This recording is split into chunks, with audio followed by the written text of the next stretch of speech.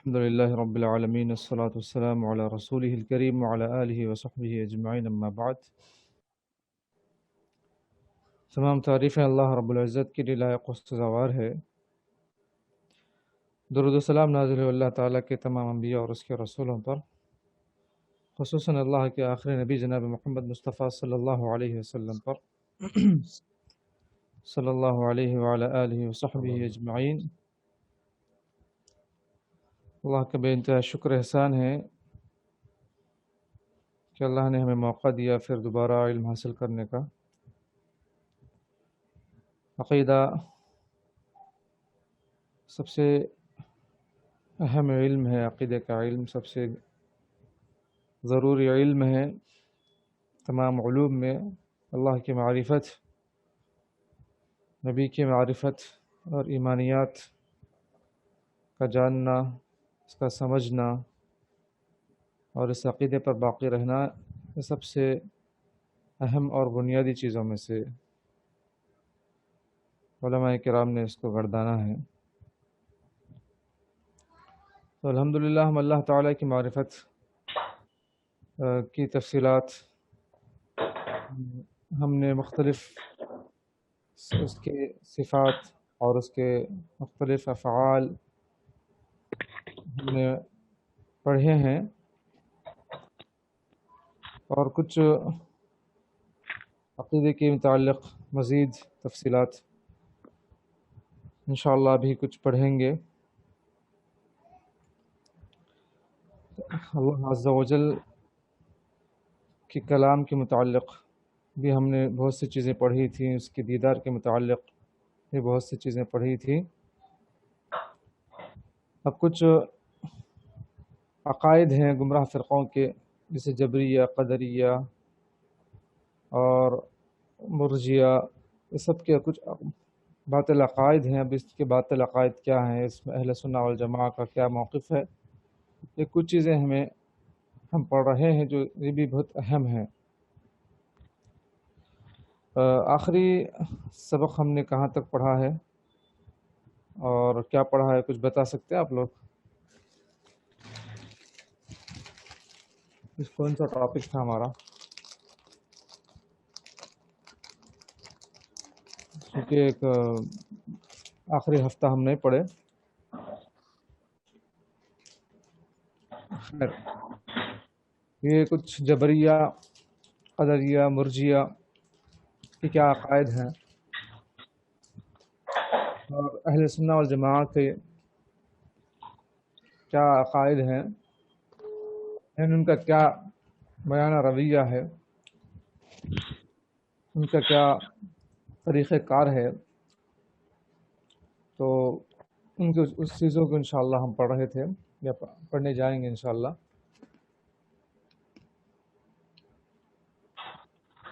قدریہ کی طریقہ کار ہے قدریہ کہ وہ لوگ تقدیر کے معاملے میں ایک الگ موقف انہوں نے اختیار کیا ہے کہ مرتکب کبیرہ کو انہوں نے بالکل ہی جہنمی قرار دیا، لیکن مرجیہ اس کے مقابلے میں وہ کہتے ہیں کہ کوئی ایمان لے آیا تو اس کے لیے گناہ نقصان نہیں دیتا ہے، گناہ کبیرہ سے اس کو کوئی نقصان نہیں پہنچتا ہے. لیکن اہل سنت والجماعہ نے کہا کہ بات یہ نہیں ہے، بلکہ بات دراصل صحیح یہ ہے کہ گناہ سے نقصان ہوتا ہے، ایمان میں کمی ہوتی ہے، اور قدریہ کے جو عقیدہ ہے اس کے بارے میں کہا کہ ان کا طریقہ بھی غلط ہے اس مرتکب کبیرہ کے بارے میں، بلکہ ایسا شخص تحت المشیہ ہوگا، اگر اللہ تعالیٰ نے چاہا تو اس کو سزا دے، اگر اللہ نے چاہا تو اس کو بغیر سزا کے ہی معاف کر کے اس کو جنت میں داخل کرے. یہ تحت المشیہ ہے، اللہ کے اختیار میں ہے. تو ان کا عقیدہ ہے. تو یہاں تک کچھ ہم نے پڑھا تھا، اس کے بعد بھی جو ہم پڑھنے جا رہے ہیں وہ یہ ہے دین اور ایمان کے نام سے کیا مراد ہے۔ تو سوال نمبر 156 میں کہ احکام اور دین کے ناموں سے کیا مطلب ہے اور اس سے کیا مراد ہے۔ اس کا جواب یہ ہے کہ اس سے مراد مثلا مومن، کافر، مسلم، فاسق ہے، اور دین سے مراد اور احکام سے مراد ان لوگوں کے اس دنیا اور آخرت کے احکامات ہیں۔ اسماء اور احکام کا وہ پہلا مسئلہ ہے جس کے بارے میں اسلام کے اندر مختلف گروہوں کے درمیان نزاع پیدا ہوا تھا۔ یہ کچھ یعنی ذیلی باتیں تھیں۔ دین، ایمان، ان ناموں میں اہل سنت کی میانہ روی یہ ہے، جیسے کہ سوال نمبر 157 میں ایک سوال ہے، حروریہ، معتزلہ اور مرجیہ جہمیہ کے مقابلے میں دین اور ایمان کے ناموں کے باب میں اہل سنت نے کیسے میانہ روی اختیار کی ہے۔ ایک فرقہ ہے حروریہ، معتزلہ کا ایک فرقہ ہے، اور مرجئہ، اور ایک ہے جہمیہ۔ یہ گمراہ یعنی بدعت کرنے والے لوگ ہیں، مبتدعین ہیں۔ تو ان کے کچھ عقائد ہیں دین ایمان کے متعلق، اور اہل سنہ والجماعہ نے ایک میانہ روی اختیار کی ہے۔ تو اس کا جواب یہ ہے کہ حروریہ وہی خوارج ہی ہیں۔ حروریہ یہ خوارج کا ایک فرقہ ہے، خوارج ہیں جو دین اسلام کے بارے میں انہوں نے غلط عقیدہ اختیار کیا ہوا ہے۔ عقیدہ ان کا خوارج کا عقیدہ ہے، حروریہ کا عقیدہ خوارج کا عقیدہ ہے، اور وہ یہ کہتے ہیں کہ سب سے پہلے ان کے تفصیلات دیکھیں گے کہ حروریہ کی اور کیا تفصیلات ہیں۔ تو انہوں نے یہ نام کوفہ کے قریب ایک بستی کی نسبت سے رکھ لیا ہے، یا ان کو رکھا گیا ہے، اور اس بستی کا نام حرورا کہا جاتا ہے، اور وہ علی رضی اللہ عنہ کے خلاف اس بستی میں جمع ہوئے تھے۔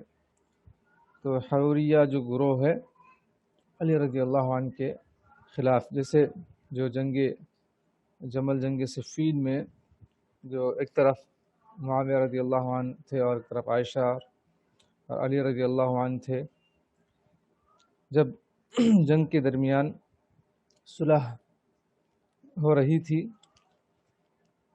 ایک طرف معاویہ رضی اللہ عنہ کے کچھ نمائندے اور ایک طرف علی رضی اللہ عنہ کی کچھ نمائندے آ کر صلح کر رہے تھے، تو اس موقع پر ایک گروہ تیار نہیں تھا صلح کا، علی رضی اللہ عنہ کی ٹیم کا۔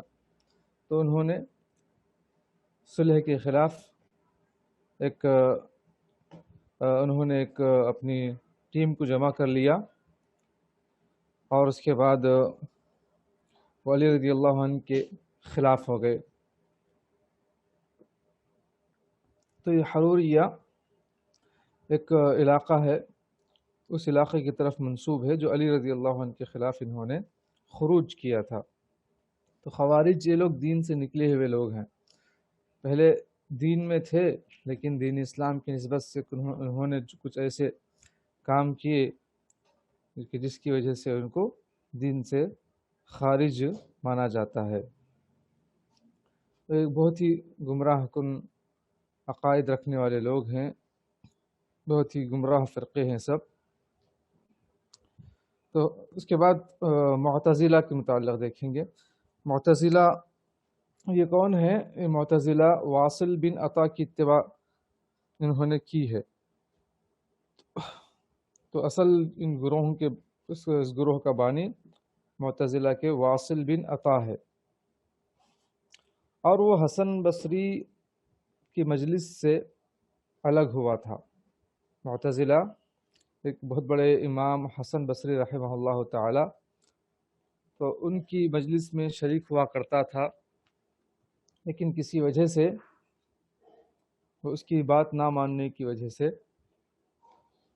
وہ واصل بن عطا نے حسن بصری رحمہ اللہ تعالی کی مجلس سے الگ ہوا، اسی لیے اس کو اعتزال یعنی الگ ہونا کہتے ہیں۔ تو یہ ان کی مجلس سے الگ ہوا، اسی لیے اس کے ماننے والے سب لوگوں کو اہل سنہ والجماعہ سے ایک الگ مانتے ہیں۔ اور معتزلہ اور خوارج اس آدمی کو ہی مومن کہتے ہیں جو واجبات کو ادا کرتا ہے اور کبیرہ گناہوں سے بچتا ہے۔ جو کبیرہ گناہوں سے بچتا ہے اور واجبات کو ادا کرتا ہے، ایسے شخص کو یہ مومن کہتے ہیں۔ ان کا عقیدہ ہے، وہ کہتے ہیں کہ دین اور ایمان در حقیقت قول، عمل اور عقیدے کا نام ہے۔ یہ ان کا ایمان کے متعلق یہ عقیدہ ہے اور یہ تفصیل ہے کہ دین اور ایمان کا مطلب کیا ہے؟ قول، عمل یعنی کہنا، عمل کرنا اور عقیدہ رکھنے کا نام ہے۔ لیکن ان کے اندر یہ ہے کہ وہ ایمان نہ زیادہ ہوتا ہے اور نہ کم ہوتا ہے۔ تو پس جس آدمی نے کبیرہ گناہ کیا، جس طرح قتل کیا اور لواطت کی اور پاک دامن عورتوں پر الزام لگایا وغیرہ، تو وہ شخص کافر ہوا۔ یہ ان کا عقیدہ ہے۔ یہ معتزلہ اور خوارج کا یہ عقیدہ ہے۔ لیکن آنے والے درس میں دیکھیں گے کہ اہل سنہ والجماعہ کے نزدیک ایمان کی کیا تعریف ہے، مومن کسے کہتے ہیں۔ وہ یہ کہتے ہیں کہ الایمان قول اعتقاد باللسان و یعنی عمل بالارکان قول بالجوارح والارکان یزید بالطاعت و ینقص بالعصیان۔ ایمان نام ہے، عقیدہ رکھنے کا، پختہ اعتقاد رکھنے کا، اور زبان سے اقرار کرنے کا، اور اعمال سے اس کو انجام دینے کا، اور یہ ایمان گناہ کرنے سے کم ہوتا ہے اور نیکیاں کرنے سے بڑھتا ہے۔ یہ اہل سنہ والجماعہ کا عقیدہ ہے۔ ایمان کی تعریف یہ ہے ان کے نزدیک۔ لیکن اب یہ معتزلہ اور خوارج کہتے ہیں کہ ہاں یہ تو ٹھیک ہے، ایمان قول، عمل، عقیدہ وغیرہ ہے، لیکن ایمان میں نہ اضافہ ہوتا ہے نہ کمی ہوتی ہے۔ یہ ان کا عقیدہ ہے جو غلط ہے، یہ ان کا عقیدہ صحیح نہیں۔ اسی لیے وہ کہتے ہیں کہ بس ایمان نام ہے واجبات ادا کرنے کا اور کبیرہ گناہوں سے بچنے کا۔ اور جو مرتکب کبیرہ کے بارے میں حکم لگاتے ہیں کہ ایسا شخص کافر ہے، جو قتل کرتا ہے، لواطت کرتا ہے، یا پھر اس طرح کے جو کبیرہ گناہوں کا مرتکب ہے۔ تو معتزلہ کے نزدیک کبیرہ گناہ کرنے والا فاسق ہو جاتا ہے، اور دو منزلوں میں سے ایک منزلت میں ہے، یعنی نہ وہ مومن ہے اور نہ کافر ہے۔ یہ ان کا عقیدہ ہے معتزلہ کا۔ ایک تو فاسق ہو جاتا ہے یعنی گنہگار ہو جاتا ہے، مرتکب کبیرہ یعنی گناہ، بڑے بڑے گناہ کرنے والا، اور دو منزلوں میں سے ایک منزلت میں، مطلب نہ وہ جنت میں ہے نہ جہنم میں جائے گا، نہ جنت میں داخل ہوگا نہ جہنم میں داخل ہوا، اور مطلب یہ ہے کہ نہ مومن ہے اور نہ کافر، دو یعنی ان دونوں کے درمیان ہے، ان دونوں کے منزلۃ بین المنزلتین، نہ وہ مومن ہے نہ کافر ہے، ان دونوں کے مقامات میں سے وہ درمیان میں ہے۔ تو یہ ان کا عقیدہ ہے معتزلہ کا، خوارج سے کچھ الگ ہے۔ خوارج تو بالکل ہی اس کو یعنی کافر کہتے ہیں، لیکن معتزلہ تھوڑا سا ان سے کم، کہ وہ تو فی الحال نہ مومن ہے نہ کافر ہے، وہ گنہگار ہے، وہ منزلۃ بین منزلتین ہے، لیکن آخری جو انجام ہے اس کا وہ تو ہمیشہ ہمیشہ کے لیے جہنمی ہوگا۔ یہ ان کا بھی عقیدہ ہے۔ بہر کیف ایمان کی تعریف میں انہوں نے جو اختلاف کیا ہے اس کی وجہ سے ان کا یہ عقیدہ بنا، جو کہ غلط ہے۔ اب مرجیہ ان کا عقیدہ کیا ہے؟ وہ ایمان کے متعلق یا مومن ہونے کے متعلق کیا کہتے ہیں دیکھیں گے کہ مرجیہ کے مذہب کا تو جیسے یہاں پر بیان سے پہلے گزر چکا ہے، جو تفصیلات گزر چکی ہے، یعنی وہ کہتے ہیں کہ معصیت ایمان کو نقصان نہیں دیتی، گناہ کرنے سے ایمان میں کوئی کمی نہیں ہوتی ہے۔ لا يضر بالمعصیہ، کہ ایمان میں کوئی کمی نہیں ہوتی ہے گناہ کرنے سے۔ لیکن اس سے پہلے جو معتزلہ اور خوارج نے کہا تھا کہ ایمان میں کمی ہوتی ہے، بلکہ وہ شخص کافر بھی ہو جاتا ہے، یا وہ منزلۃ بین المنزلتین ہے، نہ مومن ہے نہ کافر ہے۔ اس طرح کے ان کے عقائد تھے، لیکن ان کے بالکل برخلاف ایک عقیدہ ان کا یہ ہے کہ کچھ نقصان نہیں ہوتا، اور بے شک ان کے نزدیک ایمان خالی تصدیق کا نام ہے۔ یعنی یہاں پر ان کے پاس ایمان کی تعریف کیا ہے؟ تصدیق، صرف سچا ماننا، دین کو، اسلام کو، ایمان کو سچا ماننا۔ اگر کوئی سچا مان لیا تو مومن ہے، اور گناہ سے ایمان کو کوئی نقصان نہیں ہوتا ہے، اور جو کبیرہ گناہ کرتا ہے وہ کامل ایمان والا ہے ان کے نزدیک۔ تو یہاں پر ان کا عقیدہ یہ ہے کہ جو شخص گناہ کرتا ہے تو وہ شخص ایمان والا ہی ہے، اور وہ جہنم کے داخلے کا مستحق نہیں ہے، تو ایسا شخص جہنم میں بھی داخل نہیں ہوگا۔ یہ مرجیہ کا عقیدہ ہے جو بالکل برخلاف ہے۔ اب جہمیہ کے پاس کیا ہے دیکھیں گے، ایمان کی تعریف کیا ہے اور ان کے پاس ایسے شخص کا کیا حکم ہے۔ جہمیہ کے نزدیک بے شک ایمان خالی معرفت کا نام ہے اور اعمال ایمان میں داخل نہیں ہے، بس فاسق لوگوں کا ایمان کامل ایمان والوں کی طرح ہے، اور وہ کہتے ہیں کہ معصیت ایمان کو نقصان نہیں دیتی ہے۔ یہ بھی تقریباً وہی بات کہتے ہیں جہمیہ بھی مرجیہ کی طرح، کہ صرف تصدیق، یہاں پر کیا ہے، تصدیق بھی نہیں بلکہ بس صرف معرفت کا نام ہے۔ ان سے بھی ذرا سا اور آگے نکل کر بس یہ کہتے ہیں لوگ کہ بس پہچان لینا، جان لینا بس کافی ہے، تصدیق بھی کرنا ان کے پاس ضروری نہیں ہے۔ یہ جہمیہ کا عقیدہ ہے کہ ایمان صرف جان لینا، معرفت حاصل کر لینا، معلومات کر لینا، بس اتنا کافی ہے، اس کو تصدیق کرنا بھی ضروری نہیں ہے۔ جیسے کہ اگر کوئی شخص اسلام کے بارے میں پڑھتا ہے، معلومات حاصل کرتا ہے تو بھی کافی ہے، اس کو اس پر ایمان لانا ضروری نہیں ہے، تو اس طرح سے وہ شخص مومن ہو جاتا ہے ان کے نزدیک۔ تو یہ تو بہت ہی غلط عقائد ہے، غلط ایمان کی تعریف ہے۔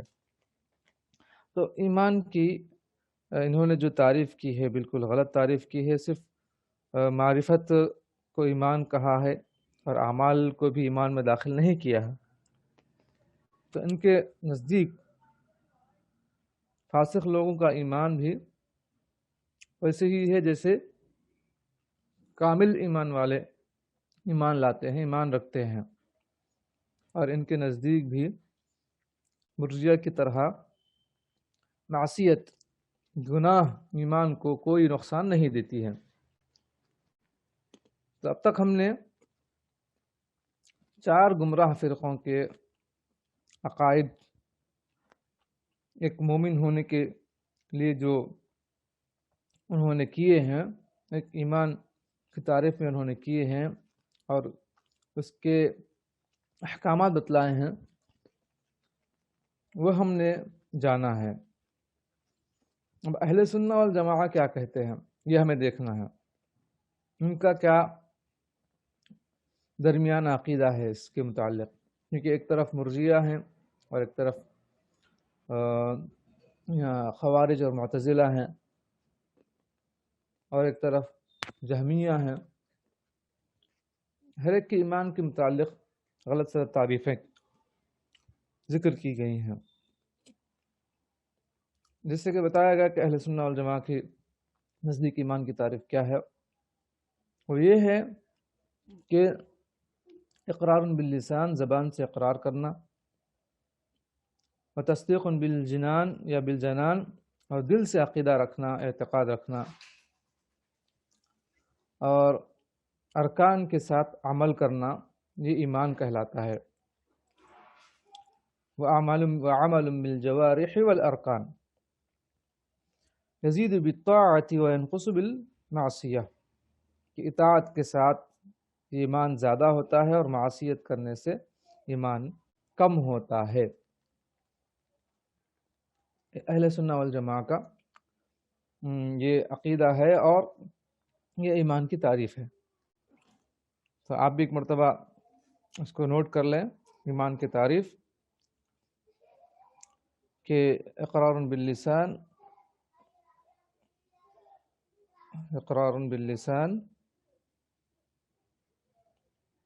و تصدیق بالجنان،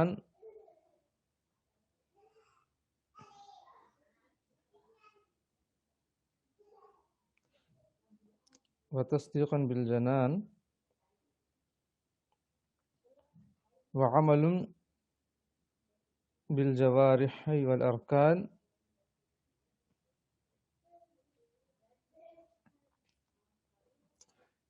یزید بالطاعت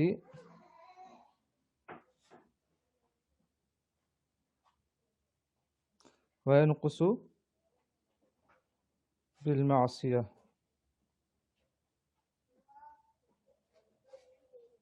یہ ایمان کی تعریف ہے.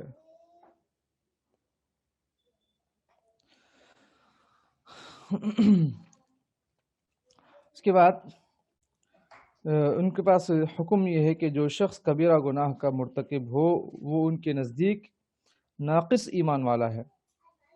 جہمیہ نے کیا کہا؟ ایسا شخص کامل ایمان والا ہے، لیکن اہل سنہ والجماعہ کہتے ہیں کہ ایسا شخص ناقص ایمان والا ہے. دوسری عبارت میں وہ ایمان لانے والا ہے اپنے ایمان کے ساتھ اور فاسق ہے اپنے گناہ کبیرہ کے ساتھ. یہ کہتے ہیں کہ مومن ہے اپنے ایمان کے ساتھ اور فاسق ہے کبیرہ گناہ کرنے کے ساتھ، یعنی کبیرہ گناہ کرنے کے بعد وہ فاسق ہو گیا، یعنی گنہگار اور نافرمان ہو گیا، اور آخرت میں اس کا معاملہ اللہ کی مرضی کے مطابق ہوگا. اگر اللہ تعالیٰ چاہے اس کو معاف کر دے اور جنت میں داخل کر دے، اور اگر اللہ تعالیٰ چاہے تو اس کے گناہوں کے مطابق عذاب دے اور گناہ سے پاک کرنے کے بعد اس کو جنت میں جگہ دے. یہ اہل سنہ والجماعہ کا اعتقاد ہے. وہ یہ کہتے ہیں کہ اگر کوئی شخص گناہ کرتا ہے ہم اس کے متعلق یہ کہیں گے کہ وہ ناقص ایمان والا ہے، یعنی وہ مومن ہے چونکہ اس کا عقیدہ ایمان ہے، لیکن گناہ کرنے کی وجہ سے وہ نافرمان ہو گیا ہے تو ناقص ایمان والا ہے.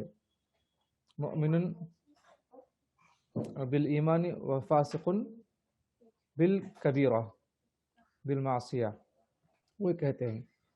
اور اس کا حکم کیا ہے؟ اس کا حکم آخرت میں تحت المشیئہ ہے، اللہ تعالیٰ کے اختیار میں ہے.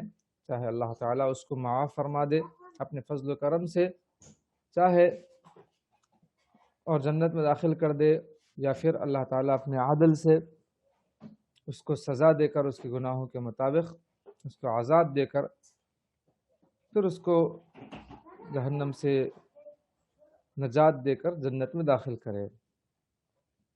جیسے کہ ایک شاعر بھی یہاں پر کہتا ہے وَلَمْ يَبْقَ فِي نَارِ الْجَحِيمِ وَلَوْ قَتْلُ النَّفْسِ تَعَمُّدًا، کوئی موحد جہنم میں باقی نہیں رہے گا اگرچہ اس نے جان بوجھ کر کسی کو بے گناہ قتل کیا ہو، تو ایسا شخص بھی جہنم سے نکل کر جنت میں پہنچ جائے گا۔ تو ابھی ہم یہ ایک جو ٹاپک تھا، یہ دین و ایمان کے متعلق کیا تعریف ہے، صحیح تعریف کیا ہے اہل سنہ والجماعہ کی، وہ اور گمراہ فرقوں کی کیا تعریفات ہیں، اور اس کے بعد ان کے کیا احکامات ہیں ایک مومن شخص کے بارے میں جو گناہ کرتا ہے، گناہ کبیرہ کرتا ہے، وہ سب تفصیلات ہم نے الحمدللہ بھی دیکھی ہے دین اور ایمان کے متعلق، اور کس طریقے سے جو حکم لگائے ہیں لوگ، جو گمراہ فرقے، بدعتی فرقے اور اہل سنہ والجماعہ، تو کس طریقے سے ان کے پاس ان کا جو عقیدہ ہے اس کے متعلق، وہ ساری تفصیلات ہم نے ابھی پڑھی ہے۔ اب یہاں پر کچھ اور بھی گمراہ فرقے ہیں، جیسے رافضی، یعنی شیعہ رافضی اور خوارج، یہ لوگ صحابہ کے متعلق غلط سلط بیانات کرتے ہیں، غلط سلط عقیدے رکھتے ہیں۔ تو اہل سنہ والجماعہ کا کیا عقیدہ ہے ان کے متعلق، یہ دیکھیں گے۔ جو قرآن و سنت کو مانتے ہیں، صحابہ کو مانتے ہیں اور ان کی عزت کرتے ہیں، ان کی تعظیم کرتے ہیں اور ان کی طرح عمل کرنے کی کوشش کرتے ہیں، تو یہ اہل سنہ والجماعہ کیا کہتے ہیں صحابہ کے بارے میں، ان کا کیا عقیدہ ہے، اور روافض اور خوارج کا کیا عقیدہ ہے؟ تو اس کا جواب یہ ہے کہ رافضی امیر المؤمنین حضرت علی رضی اللہ عنہ اور اہل بیت کے بارے میں حد سے بڑے ہوئے لوگ ہیں۔ شیعہ تو نام ٹھیک تھا، شیعہ یعنی تائید کرنے والے علی رضی اللہ عنہ کے اور اہل بیت کی، لیکن اس میں غلو کرنے والے رافضی کہلاتے ہیں۔ علی رضی اللہ عنہ کو خدائی مقام عطا کرنا اور اہل بیت کو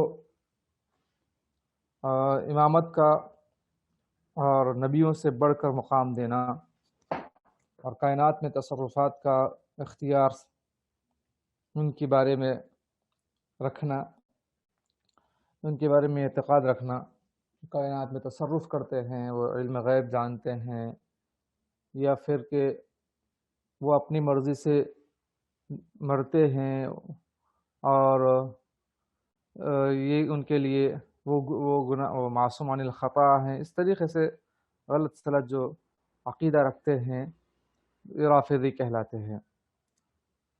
انہوں نے بغاوت کو جمہور صحابہ کی طرف منسوب کیا، یعنی نعوذ باللہ کیا کہا، ابو بکر، عمر، عثمان رضی اللہ عنہ بھی عداوت رکھتے ہیں، کس سے؟ علی رضی اللہ عنہ سے، اہل بیت سے، نعوذ باللہ من ذالک، یہ انہوں نے رافضیوں نے کہا، رافضیوں نے یہ عقیدہ رکھا۔ انہوں نے ان کا اور ان لوگوں کا انکار کیا جو ان کے والی بنے ہیں، یعنی کیا کہتے ہیں،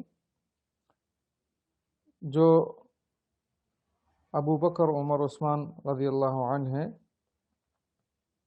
تو ان کے بارے میں عقیدہ رکھتے ہیں کہ انہوں نے بغاوت کی، عداوت کی، اور یہ لوگ یعنی علی رضی اللہ عنہ کا جو حق تھا خلافت کا، ان کے خاندان کا جو حق تھا، اس کو انہوں نے چھین لیا، اس طریقے سے نعوذ باللہ کہتے ہیں۔ تو ایسے صحابہ کا یہ رافضی انکار کرتے ہیں، اور ان کا بھی انکار کرتے ہیں جو ان صحابہ کو مانتے ہیں، ان صحابہ کی تعریف کرتے ہیں۔ اور انہوں نے کہا کہ ولایت نبی صلی اللہ علیہ وسلم کے بعد جو ولی بننا ہے، ابو بکر، عمر، عثمان سے بری ہونے کا نام ہے، یعنی کوئی شخص ولی اسی وقت ہو سکتا ہے جو ابو بکر، عمر، عثمان رضی اللہ عنہ سے برات کا اظہار کرے، وہ ان سے محبت اور دوستی نہ رکھے، تب وہ ان کے نزدیک ولی ہے، بزرگ ہے۔ اور کوئی اسی وقت علی رضی اللہ عنہ کا والی نہیں ہو سکتا، یعنی اس وقت تک نہیں ہو سکتا یہاں تک کہ ابو بکر عمر عثمان رضی اللہ عنہ سے لا تعلقی کا اظہار کرے۔ انہوں نے ان کو کافر قرار دیا ہے جنہوں نے علی رضی اللہ عنہ اور شیعوں سے لڑائی کی، جنہوں نے جیسے معاویہ رضی اللہ عنہ اور ان کے جو ساتھی صحابہ کرام تابعین وغیرہ، تو جنہوں نے بھی علی رضی اللہ عنہ کے خلاف علم بغاوت بلند کیا، تو ایسے صحابہ کو، ایسے تابعین کو نعوذ باللہ من ذالک کافر قرار دیتے ہیں۔ اور ان کے مطابق علی رضی اللہ عنہ معصوم امام ہیں، یعنی کوئی ان سے گناہ نہیں ہوا ہے۔ یہ رافضیوں کا عقیدہ ہے۔ اور انہوں نے زید بن حسین کو اکیلا چھوڑ دیا اور ان سے الگ ہوئے تھے۔ جب رافضوں نے انہیں کہا کہ آپ ابو بکر عمر سے لا تعلقی کا اظہار کریں، تو یہ رافضی جو کب ان کو رافضی کا لقب دیا، جبکہ زید بن حسین یہ بھی ایک امام ہیں، ان سے پوچھا کہ آپ کا کیا عقیدہ ہے ابو بکر اور عمر کے بارے میں، تو انہوں نے تعریف کی ابو بکر عمر رضی اللہ عنہ کی۔ تو اس وقت ان رافضیوں نے اپنے امام کو چھوڑ دیا اکیلا اور ان سے الگ ہو گئے، رفض کر دیا، ترک کر دیا۔ اسی وہی کہہ رہے ہیں کہ انہوں نے زید بن حسین کو اکیلا چھوڑ دیا اور ان سے الگ ہو گئے۔ جب رافضیوں نے انہیں کہا کہ آپ ابو بکر سے عمر سے لا تعلقی کا اظہار کریں اور الگ ہو جائیں، تو زید بن علی نے کہا کہ اللہ تعالیٰ کی پناہ، وہ تو میرے نانا محمد صلی اللہ علیہ وسلم کے خلیفہ ہیں۔ بس انہوں نے اس کو چھوڑ دیا، یعنی رافضیوں نے ان کو چھوڑ دیا اور اس سے یعنی زید بن علی سے الگ ہو گئے، اسی لیے ان کا یہ نام رکھا گیا رافضی، یعنی ان لوگوں کا نام جو ان سے لا تعلقی کا اظہار یعنی کیے، جو زید بن حسین بن علی سے جنہوں نے لا تعلقی کا اظہار کیا، جبکہ ان کا صحیح عقیدہ تھا ابو بکر عمر رضی اللہ عنہ کے بارے میں، لیکن وہ یہ نہیں چاہتے تھے ابو بکر عمر رضی اللہ عنہ کی تعریف سننا، اسی لیے ان سے الگ ہو گئے جب سے ان کا نام رافضی پڑھا۔ اور اسی لیے ان کا یہ نام رکھا گیا، اس سے زیدیہ بری ہوتے ہیں۔ اچھا، یہاں پر ایک ان کا بھی ایک فرقہ ہے، شیعوں میں زیدیہ فرقہ ہے۔ تو زیدیہ فرقہ یہ رافضی فرقے سے الگ ہے، یعنی ان کا عقیدہ ابو بکر عمر رضی اللہ عنہ کے بارے میں کچھ ٹھیک ہے، کچھ بہتر ہے بنسبت دیگر رافضیوں کے۔ جو ان دونوں صحابہ یعنی ابو بکر عمر رضی اللہ عنہ سے یعنی بری ہوتا ہے، وہ زید کے ساتھ نکلے، بس ان کا نام زیدیہ رکھا گیا۔ یعنی زیدیہ کا نام کیسے رکھا؟ شیعوں میں یہ جو فرقہ ہے کہتے ہیں کہ جو ابو بکر عمر رضی اللہ عنہ سے یعنی بری ہونے سے انکار کیے اور ان کی جب تعریف کیے زید بن علی، تو ان کے ماننے والوں کو زیدیہ کہا، اور ان سے جو نکلے ہوئے لوگ ہیں ان کے عقیدہ یہ عقیدہ نہ رکھنے والے ان کو رافضی کہا، یا ان کا نام رافضیہ رکھا گیا۔ اور یہاں تک رافضی عقیدے کے متعلق ہم نے دیکھا ہے صحابہ کے بارے میں ان کا کیا عقیدہ ہے، یعنی وہ صحابہ کو برا بھلا کہتے ہیں، خصوصاً ابو بکر عمر رضی اللہ عنہ جیسے جلیل القدر صحابہ کو کبھی وہ غلط سلط ان کے بارے میں کہتے ہیں۔ تو اس میں جو رافضی ہے وہ غلط لوگ ہیں، گمراہ لوگ ہیں، اور کچھ حد تک صحابہ کے بارے میں جو صحیح عقیدہ رکھنے والے یہ زیدیہ ہیں، جو صحابہ کی کچھ تعریف کرتے ہیں ان کے بارے میں زیادہ غلط بیانی نہیں کرتے، بس وہ کہتے ہیں کہ ہاں ابو بکر عمر رضی اللہ عنہ نے علی رضی اللہ عنہ کا حق چھینا، لیکن وہ تعریف تو کرتے ہیں، غلط بیانی نہیں کرتے ہیں، گالی گلوچ نہیں کرتے ہیں۔ اب یہاں پر خوارج کا کیا عقیدہ ہے دیکھیں گے۔ یہ وہ لوگ ہیں جو تحکیم کے مسئلے پر امیر المؤمنین علی رضی اللہ عنہ کے خلاف بغاوت کی اور ان سے الگ ہو گئے، اس سبب کے ساتھ یعنی حاکم اللہ ہی ہے۔ جیسے کہ ابھی کچھ دیر پہلے جو حضرت علی اور عائشہ رضی اللہ عنہ کے اور معاویہ رضی اللہ عنہ کے درمیان جو جنگ کا ذکر ہوا، شاید جنگ جمل تھی یا جنگ صفین تھی، ان دونوں میں سے کوئی ایک جنگ تھی، تو اس میں صحابہ کے درمیان جو نا اتفاقی ہو گئی، تو صحابہ آپس میں لڑنے نکلے تھے، اجتہادی غلطی ہو گئی تھی، تو پھر صلح صفائی کے لیے کچھ لوگ آگے بڑھے، صلح کرنے کی کوشش کی، تو وہاں پر دو صحابہ علی رضی اللہ عنہ کی طرف سے اور دو معاویہ رضی اللہ عنہ کی طرف سے آگے بڑھے اور انہوں نے فیصلہ کرنا چاہا، یعنی اس مسئلے کو حل کرنا چاہا، تو وہاں جو لوگ یہ نہیں چاہتے تھے کہ صلح ہو علی رضی اللہ عنہ اور معاویہ رضی اللہ عنہ کے درمیان، بس وہ لوگ ان لوگوں نے کہا کہ اب یہاں پر فیصلہ اللہ کا ہوگا، یہاں پر انسان فیصلہ نہیں کر سکتا، ان الحکم الا للہ۔ اس طریقے سے انہوں نے اختلاف کر کے اس مسئلے کو ہونے نہیں دیا اور اپنی فوج کو الگ کر لیے۔ تو کہتے ہیں کہ حاکم اللہ ہی ہے، ان الحکم الا للہ، یعنی غلط انہوں نے سوچا، یعنی حاکم تو اللہ ہی ہے لیکن انسان تو دنیا میں مسئلے کو حل کرتے ہیں اور آخری فیصلہ اللہ کا دیتے ہیں، لیکن انہوں نے غلط سمجھا اور کہا کہ جو ہے نہیں، اللہ ہی آ کر فیصلہ کرے۔ اس طریقے سے انہوں نے کہا۔ یہ 12,000 کی تعداد میں تھے، ان کی طرف علی رضی اللہ عنہ نے اور ابن عباس رضی اللہ عنہ کو بھیجا سمجھانے کے لیے۔ انہوں نے ان خوارج سے گفتگو کی اور ان کو سمجھایا، بس ان میں سے بعض تو واپس لوٹ کر آئے اور باقیوں نے مخالفت پر اصرار کیا۔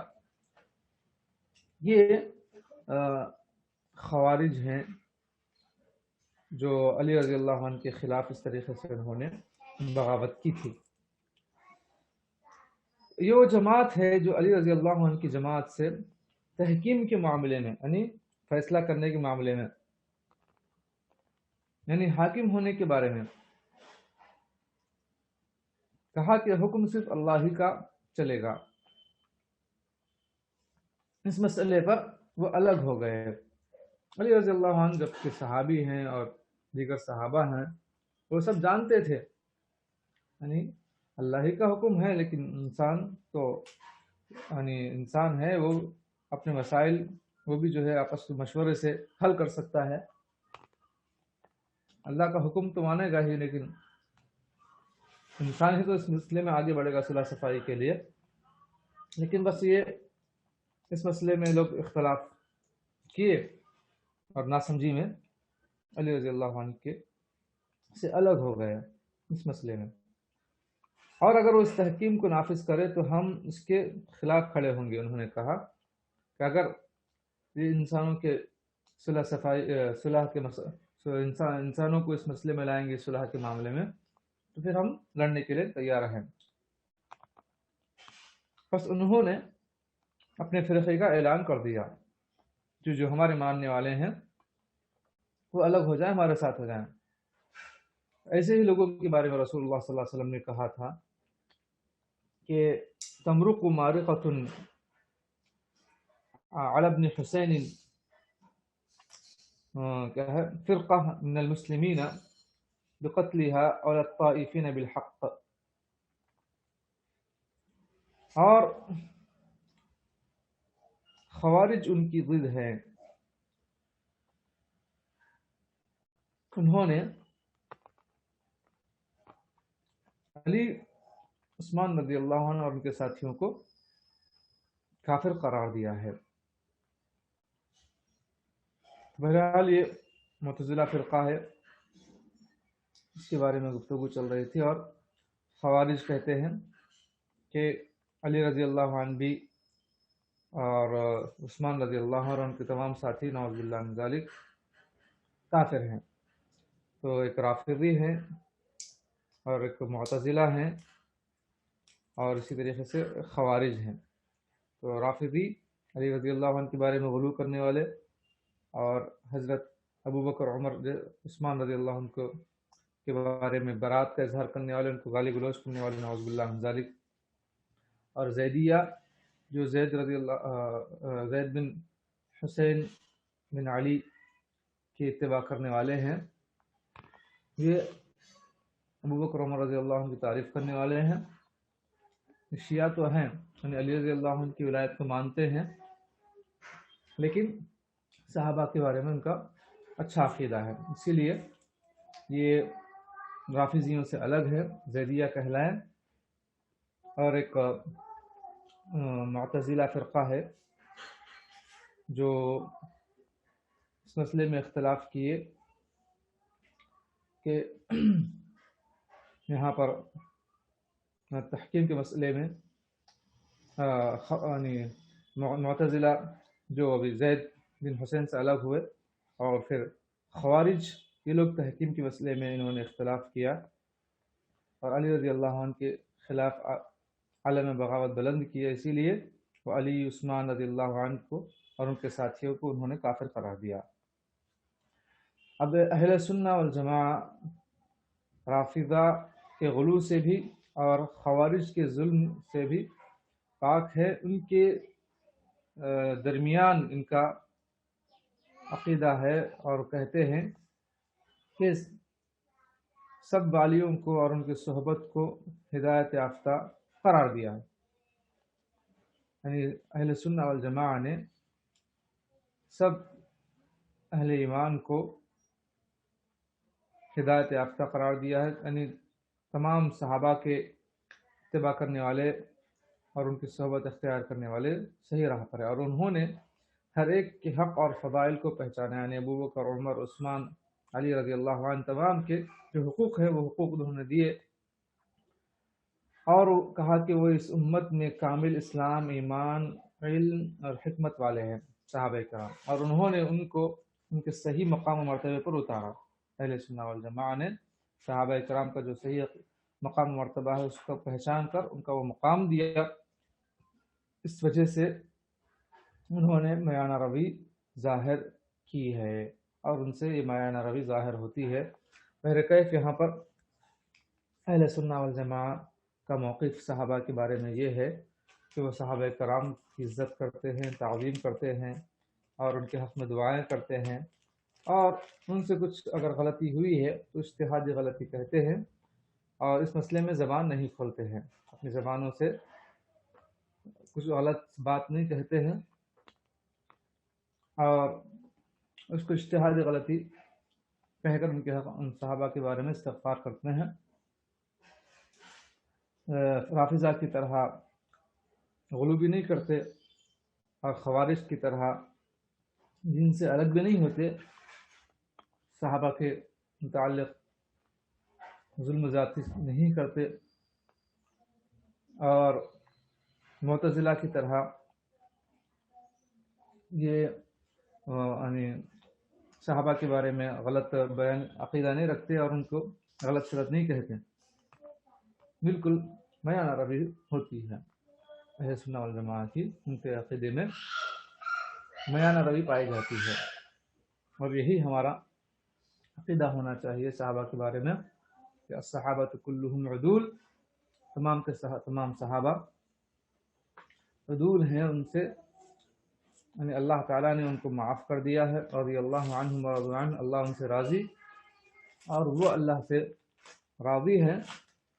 اور اسی طریقے سے صحابہ کرام سے جو اس جنگ کے متعلق جو بھی ہوئی ہے وہ غلط فہمی کی وجہ سے ہوئی ہے ان سے، اور اس کے متعلق ہم اپنی زبانوں کو نہیں کھولیں گے، اپنی زبانوں کو گندی نہیں کریں گے ان صحابہ کے بارے میں کچھ کہہ کر۔ یہ اہل سنہ والجماعہ کا اعتقاد ہے، جیسے کہ عمر بن عبدالعزیز رحمہ اللہ تعالیٰ یہی کہتے ہیں کہ اللہ تعالیٰ نے جب ہمارے ہاتھوں کو ان صحابہ کے خون سے محفوظ رکھا تو ہم اپنی زبانوں کو بھی ان کے بارے میں غلط کہنے سے محفوظ رکھیں گے۔ اللہ کا یہ شکر ہے کہ اللہ تعالیٰ نے ہمیں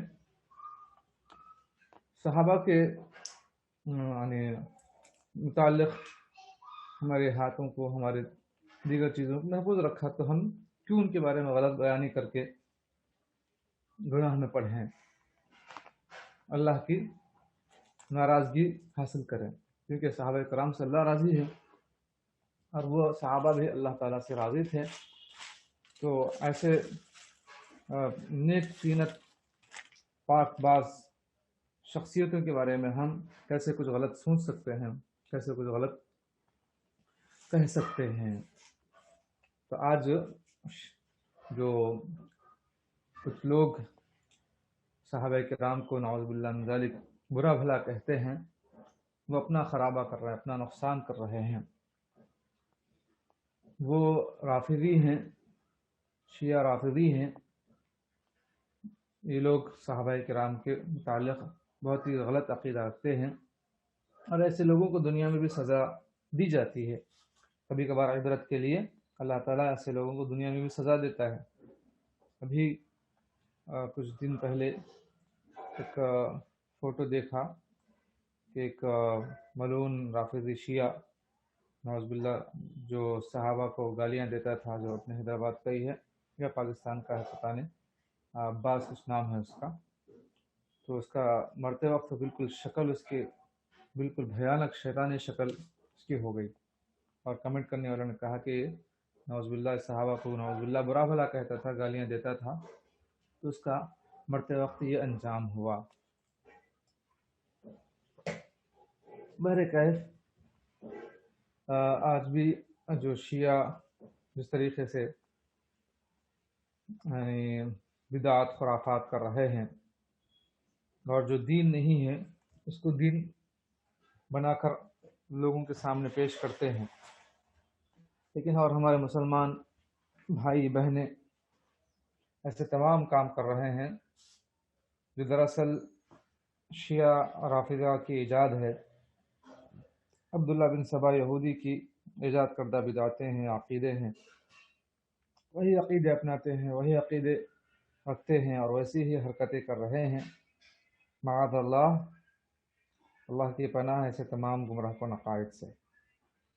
تو الحمدللہ یہاں تک اللہ عز و جل کی معرفت اور اس کی ساری تفصیلات جو حضرت امام ابن تیمیہ رحمہ اللہ تعالی نے جو ذکر کی تھی وہ ہم نے پڑھی ہیں، اور اس کے متعلق جو گمراہ فرقے وجود میں آئے اور ان کے جو عقائد تھے باطل عقائد، وہ باطل عقائد کو پیش کیا گیا، اور اس کا جو صحیح عقیدہ ہے وہ صحیح عقیدہ بھی پیش کیا گیا، اور ان گمراہ اور باطل افکار اور عقائد کا رد بھی کیا گیا، جو اس سلسلے میں بہت سے گمراہ فرقے جنہوں نے اپنے گمراہ کن عقائد سے دین اسلام کو بگاڑنے کی کوشش کی، تو اہل علم نے ان کے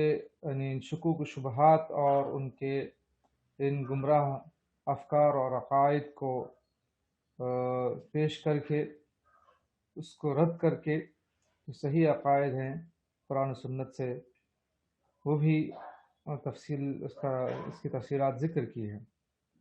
اس کے بعد ہم دیکھیں گے کہ اللہ کے نبی صلی اللہ علیہ وسلم کی سنت پر عمل کے کیا فوائد ہیں، رسول اللہ صلی اللہ علیہ وسلم کے متعلق ہمارا کیسا عقیدہ ہونا چاہیے، کہ آپ صلی اللہ علیہ وسلم کی ذات گرامی کے متعلق ایک مومن کا کیا اعتقاد ہونا چاہیے، یہ انشاءاللہ بھی ہم پڑھیں گے سوال نمبر 159 میں،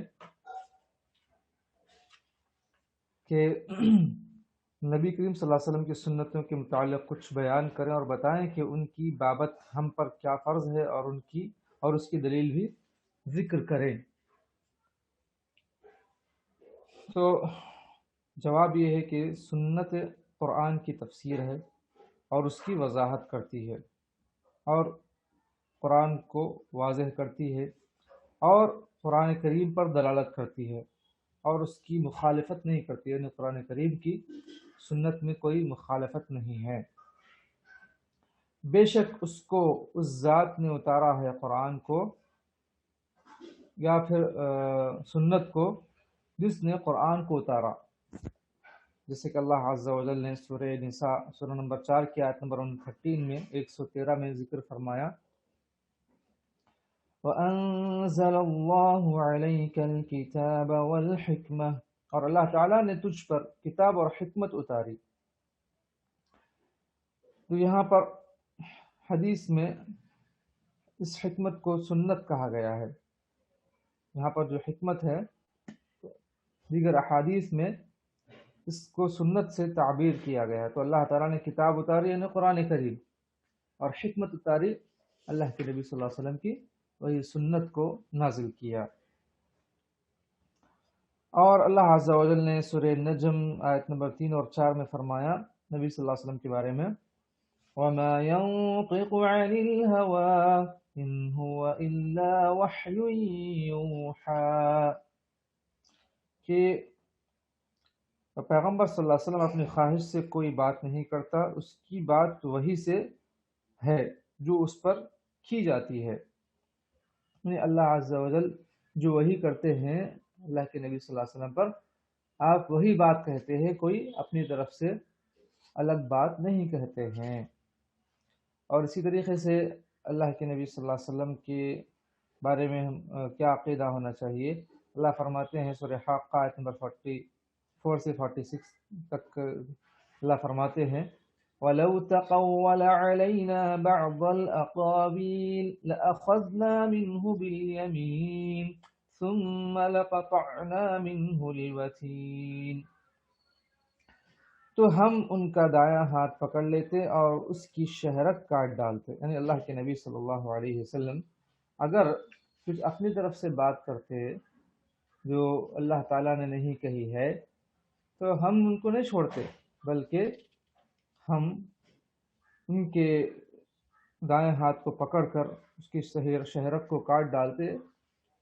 تو یعنی اللہ کے نبی صلی اللہ علیہ وسلم اگر اس طرح کرتے تو مطلب یہاں پر ناممکن ہے، اگر اس طرح ہوتا تب بھی ہم ان کو یہ سزا دیتے۔ تو یہ اللہ کے نبی صلی اللہ علیہ وسلم کے بارے میں اللہ نے فرمایا۔ مطلب یہ ہے کہ اس بات کی تاکید اس میں کہ نبی صلی اللہ علیہ وسلم کی جو پکڑ نہیں ہوئی ہے، تو اس کا مطلب یہ ہے کہ نبی صلی اللہ علیہ وسلم نے جو کچھ کہا ہے وہ مبنی بر حق ہے، اس میں آپ نے اپنی طرف سے کوئی اضافہ نہیں کیا ہے، کوئی اس کے اندر رد و بدل نہیں کیا ہے، بلکہ جو کچھ کہا ہے اللہ تعالیٰ کی طرف سے انہوں نے باتیں پیش کی ہیں، اس میں کوئی کمی بیشی انہوں نے نہیں کی ہے اللہ کے نبی صلی اللہ علیہ وسلم۔ اور اسی لیے اللہ عز و جل نے فرمایا سورہ حشر آیت نمبر 6 یا 7 میں، وَمَا آتَاكُمُ الرَّسُولُ فَخُذُوهُ وَمَا نَهَاكُمْ عَنْهُ فَانْتَهُوا، کہ رسول اللہ صلی اللہ علیہ وسلم جو تمہیں دے اس کو لے لو، اور جس سے منع کرے اس سے باز رہو۔ یہ اللہ عز و جل نے فرمایا۔ اور جو اللہ کے نبی صلی اللہ علیہ وسلم کی نافرمانی کرنے والے لوگ ہیں، جو آپ کی مخالفت کرنے والے لوگ ہیں، ان کے بارے میں اللہ تعالیٰ نے فرمایا فَلْيَحْذَرِ الَّذِينَ يُخَالِفُونَ عَنْ أَمْرِهِ أَن تُصِيبَهُمْ فِتْنَةٌ أَوْ يُصِيبَهُمْ عَذَابٌ أَلِيمٌ۔ جو لوگ پیغمبر کا حکم نہیں مانتے ہیں ان کو ڈرنا چاہیے اس بات سے کہ کوئی فتنہ کوئی آفت نہ آ جائے یا دردناک عذاب نہ آ جائے، اس بات سے انہیں خوف رکھنا چاہیے۔ تو رسول اللہ صلی اللہ علیہ وسلم کی سنت پر عمل کرنے کے بے شمار فائدے ہیں کہ اللہ تعالیٰ اس عمل کو قبول کرتا ہے، راضی ہوتا ہے، اور سنت پر عمل کرنے سے ہی وہ عبادت کامل ہوتی ہے، قبول ہوتی ہے، اور اسی طریقے سے انسان کو دنیا اور آخرت میں بھلائیاں نصیب ہوتی ہے۔ اللہ کے نبی صلی اللہ علیہ وسلم کے بارے میں جو عقیدہ ہونا چاہیے وہ یہ ہے کہ جو کچھ آپ نے بیان کیا وہ اللہ کے احکامات تھے، وہ اپنی طرف سے آپ صلی اللہ علیہ وسلم نے کچھ ایسا بیان نہیں کیا ہے۔ تو یہ اللہ کے نبی صلی اللہ علیہ وسلم کے متعلق تھا، اور اسی طریقے سے اللہ کے نبی صلی اللہ علیہ وسلم کا جو مقام و مرتبہ ہے اہل سنہ والجماعہ کے درمیان، وہ یہ ہے کہ اہل سنہ والجماعہ اللہ کے نبی صلی اللہ علیہ وسلم سے اور آپ کے گھر والوں سے محبت کرتے ہیں اور ان کی تعظیم کرتے ہیں۔ اللہ کے نبی صلی اللہ علیہ وسلم کی جو وصیت ہے اہل سنہ والجماعہ اہل بیت کے درمیان اس کو پوری کرتے ہیں، اور اسی طریقے سے وہ غلو نہیں کرتے ہیں اہل سنہ والجماعہ، اور جو اہل علم ہیں، اللہ سے ڈرنے والے ہیں، قرآن و سنت پر عمل کرنے والے ہیں، وہ آپ کی اطاعت کرتے ہیں اور آپ کے احکامات پر عمل کرتے ہیں۔ لیکن جو اللہ سے نہیں ڈرتے ہیں اور جو لوگ نافرمان ہیں، وہ سے لوگ اللہ کے نبی صلی اللہ علیہ وسلم کو یا تو مانتے نہیں ہیں، یا اگر مانتے ہیں تو پھر نبی صلی اللہ علیہ وسلم کی سنتوں کو ٹھکرانے والے ہیں، چھوڑنے والے ہیں۔ وہ لوگ اللہ کے نبی صلی اللہ علیہ وسلم کی سنتوں پر عمل کرنے والے نہیں ہیں۔ یہ کچھ اہم چیزیں تھیں اللہ کے نبی صلی اللہ علیہ وسلم کی سنت کے متعلق۔ اب یہاں پر کچھ چیزیں میں آپ سے پوچھنے والا ہوں کہ آج جو ہم نے پڑھا ہے اس کے متعلق کہ آپ نے کیا سمجھا ہے، اور اس میں کچھ سوالات ہم دیکھیں گے۔ آپ میں سے سب تیار رہیں۔ ابھی جو آج ہم پڑھے ہیں بہت اہم سبق تھا، گمراہ فرقوں کے کیا تعریفات ہیں ایمان کے متعلق، اور اہل سنہ والجماعہ کی کیا تعریف ہے، اس کی وجہ سے کیا نقصانات ہوتے ہیں اس طرح کے غلط تعریفات کرنے سے۔ تو دیکھیں کون جواب دیتے ہیں، کون آگے بڑھتے ہیں، لیکن کس نے غور سے سنا ہے اور سمجھنے کی کوشش کی ہے۔ سب سے پہلے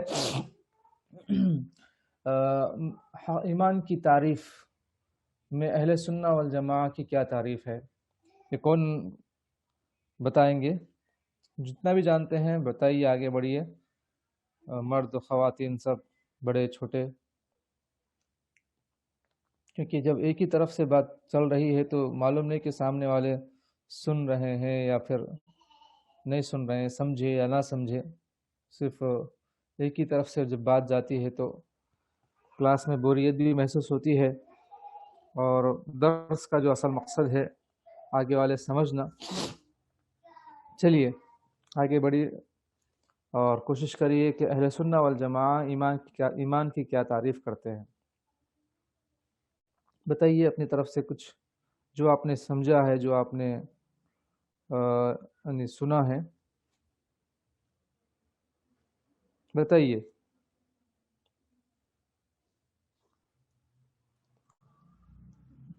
کیا ہوا، کوئی آگے نہیں بڑھ رہے ہیں کیا؟ عمر خان صاحب اور مریم، مسرت، اور کون کون ہے بتائیے؟ عمران بھائی،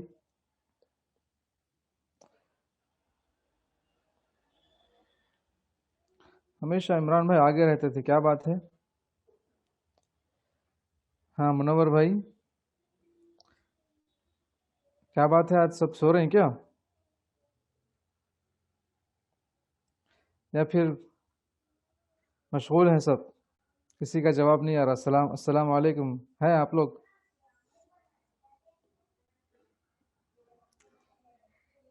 السلام علیکم، یا میوٹ کر دیے آپ لوگوں کو کوئی؟ آپ لوگ دیکھتے ہیں کیا ہے۔ وعلیکم السلام ورحمۃ اللہ وبرکاتہ۔ کیا کچھ مائک آن نہیں کر سک رہے آپ لوگ؟ وعلیکم السلام ورحمۃ اللہ وبرکاتہ مولانا۔ ہاں وہی عمران بھائی کی آواز نہیں آ رہی، کیا بات ہے؟ وہی دیکھ رہا تھا نہیں میں۔ نہیں مولانا، تھوڑا گاؤں کا تھوڑا نیٹ ورک ایشو ہے، وہ اچھا دبانے پہ نہیں ہو رہا، اوکے اوکے، تو اچھا ذرا گھر سے باہر آ کے بات کر رہا ہوں۔ اچھا، ماشاء اللہ ماشاء اللہ، بہت اچھی بات ہے۔ عمران بھائی ہم پڑھے تھے ایمان کی تعریف، آپ سنے؟ تو تھوڑے ایک 10 منٹ سے باہر تھا مولانا۔ اوکے، 10 منٹ پہلے ہم لوگ پڑھ لیے تھے ایمان کی تعریف کیا ہے، اس میں مرجیہ کیا کہتے ہیں، جبریہ کیا کہتے ہیں، اور معتزلہ کیا۔ چار قسم دکھایا ہے آپ مولانا۔ ہاں تو یعنی اہل سنہ والجماع کیا کہتے ہیں، کچھ بتائیے، یا پھر آپ نہیں سنے تو دوسرے کوئی آگے بڑھیے۔ ڈرنے کی کوئی بات نہیں بھائی، آپ کو کوئی نہیں پہچانتا آپ کون ہیں، کیسے ہیں، کیا ہیں۔ ہاں پہچانتے کیا آپ؟ عمران بھائی کیسے ہیں، کوئی کسی کو جان معلوم ہے؟ کسی کو نہیں معلوم ہے؟ نہیں ایسی بات نہیں مولانا، ایسی بات نہیں۔ نہیں، دوسروں کو ترغیب دلا رہا ہوں، ماشاء اللہ آپ تو آگے آگے ہیں جی۔ اگر کوئی بہن بھی، کوئی جو ہے خاتون بھی، کوئی طالبہ بھی اگر بتانا چاہیں تو بتائیے، ایسا کوئی مسئلہ نہیں ہے، طلب علم میں آگے بڑھے۔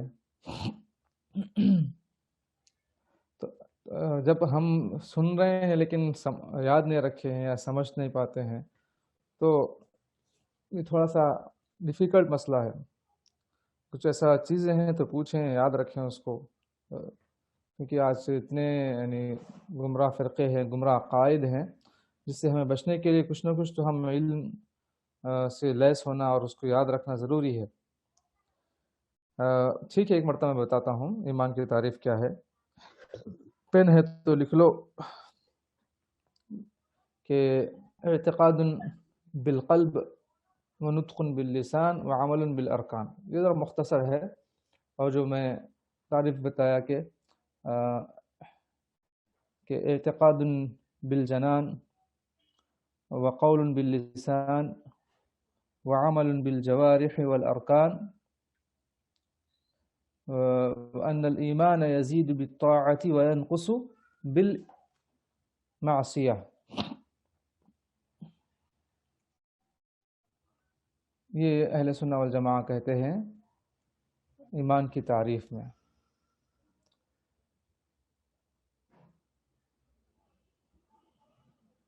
قول وعمل، قول القلب واللسان وعمل القلب واللسان والجوارح۔ تو اہل سنہ والجماع کیا ہے، کہتے ہیں کہ ان الایمان تصدیق بالجنان، کہ دل سے اعتقاد کا نام ہے، دل سے سچا ماننا، اور وقول باللسان یا ونطق باللسان دو بھی کہہ سکتے ہیں، زبان سے اقرار بھی کرنا اس ایمان کا، وعمل بالجوارح والارکان، اعضاء و جوارح سے اس پر عمل کرنا۔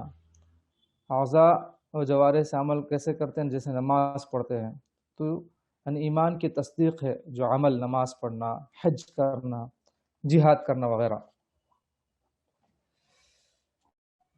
یہاں پر جو تعریف میں کہا گیا کہ قول باللسان، تو یہاں پر قول کی دو قسمیں ہیں، ایک تو قول القلب ہے یعنی دل کا اعتقاد ہے، جیسے اسی لیے تصدیق بالجنان کہا، اور قول اللسان ہے زبان سے کلمہ اسلام کا اقرار کرنا۔ تو دل میں بھی ہم اس کا اقرار کرنا اور زبان سے بھی اس کا اظہار کرنا، والعمل، اور عمل کی بھی دو قسمیں ہیں، عمل القلب وهو نیت و اخلاص، دل کا عمل کیا ہے؟ دل میں اخلاص رکھنا، اچھی نیت رکھنا، اور عمل الجوارح میں نماز، روزہ، زکوٰۃ، یعنی اعضاء سے ان چیزوں کا ادا کرنا۔ تو یہ کچھ ایمان کی تعریف کی کچھ تفصیلات رہی۔ والفرق بین اقوال القلب و اعمالہ، یعنی دل کے اقوال اور اس کے اعمال کے درمیان ایک فرق بھی دیکھیں گے کیا ہے۔ ان اقوالہ، یعنی دل کی باتیں کیا ہے، ہی العقائد التي يعترف بها ويعتقدها، یعنی دل کے عقائد یہ ہیں کہ جس کو بندہ اس کا اعتراف کرتا ہے اور اس کا اقرار کرتا ہے۔ اور اعمال القلب کیا ہے؟ فهي حرکتہ التي يحبها اللہ ورسولہ وهي محبۃ الخیر وارادتہ الجازمۃ، یعنی جو دل میں جو حرکت ہوتی ہے جس کو اللہ پسند کرتا ہے، یعنی دل میں حرکت یعنی جو نیت ہوتی ہے، خیر کی نیت ہوتی ہے، پختہ نیت کہ اچھا کام کروں، یا برائی سے جو کراہت ہوتی ہے، وہ کراہیت الشر والعزم علی ترکی، اور اسے چھوڑنے کا جو ارادہ ہوتا ہے، یہ دل کا عمل ہے۔ وَأَعْمَالُ الْقَلْبِ تَنْشَأُ عَنْهَا أَعْمَالُ الْجَوَارِحِ وَأَقْوَالُ اللِّسَانِ، کہتے ہیں کہ دل کے اعمال ہی سے، یعنی دل کی نیت ہی سے جوارح سے اعمال ہوتے ہیں، یعنی اعضاء سے عمل ہوتا ہے، جیسے نماز پڑھتے ہیں، زکوٰۃ دیتے ہیں، اور زبان سے اقرار ہوتا ہے۔ تو اسی لیے یہاں پر اقوال اللسان، زبان کے اقوال بھی، زبان کی باتیں بھی، اور اعمال الجوارح بھی ایمان کا ایک حصہ بن چکے ہیں۔ تو ایمان میں یہ بھی داخل ہے، انسان اپنے دل سے بھی اس بات کو مانے اور اچھی نیت اس رکھے، پختہ نیت رکھے ایمان کی، اور برائی سے بچنے کا ارادہ رکھے، نیکی کرنے کا شوق رکھے، یہ بھی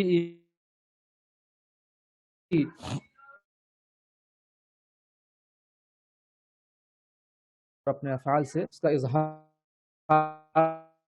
بھی کرے۔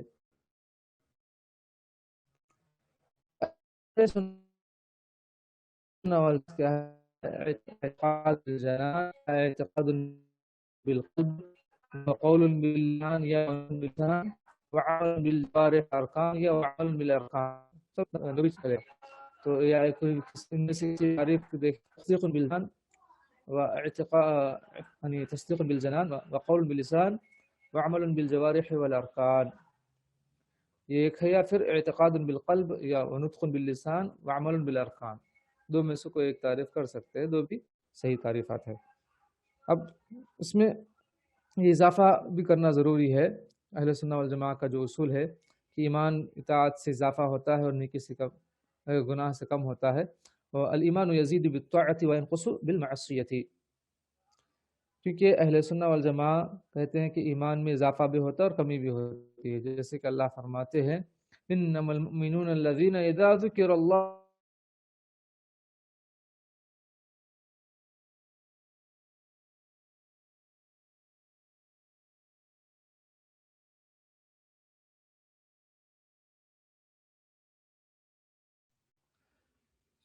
یہاں پر نیٹ ورک چلا گیا تھا اچانک، پھر الحمدللہ آ گیا۔ تو بہرحال یہاں پر اہل ایمان یہ اعتقاد رکھتے ہیں کہ ایمان اضافہ بھی ہوتا ہے یا گناہ کرنے سے ایمان میں کمی بھی واقع ہوتی ہے۔ تو اللہ فرماتے ہیں انما المؤمنون الذین اذا ذکر اللہ وجلت قلوبهم واذا تلیت علیہم آیاتہ زادتهم ایمانا وعلی ربهم یتوکلون، اہل ایمان کے پاس جب اللہ کا ذکر ہوتا ہے تو ان کے دل خوف کھا جاتے ہیں، اور جب ان پر اس کی آیات کی تلاوت کی جاتی ہے تو ان کے ایمان میں اضافہ ہوتا ہے۔ تو اس سے معلوم ہوتا ہے کہ ایمان میں اضافہ ہوتا ہے نیکی کرنے سے۔ تو یہ اہل سنہ والجماعہ کے پاس جو ہم پڑھے، مرجیہ کے پاس کیا پڑھے تھے ہم لوگ کہ اعتقاد بالقلب و نطق باللسان، دل سے اقرار کرو اور زبان دل سے پکا پختہ یقین رکھو اور زبان سے اقرار کرو۔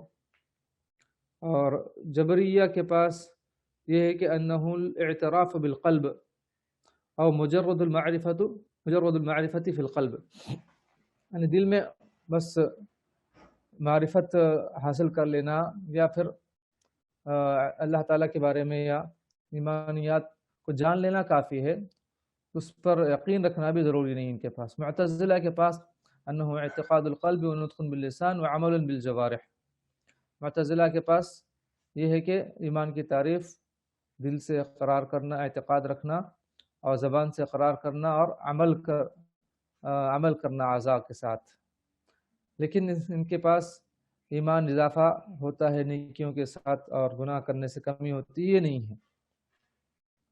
اور کرامیہ کے پاس انہ نطق باللسان فقط، کرامیہ بھی ایک فرقہ ہے، وہ کہتے ہیں کہ صرف زبان سے اقرار کر لو مومن ہو جاؤ گے۔ تو یہ ان کے غلط سلط تعریفات ہیں جو اہل سنہ والجماعہ کے تعریفات سے بالکل الگ ہیں، اسی وجہ سے مرتکب کبیرہ کے بارے میں اختلاف واقع ہوا تھا۔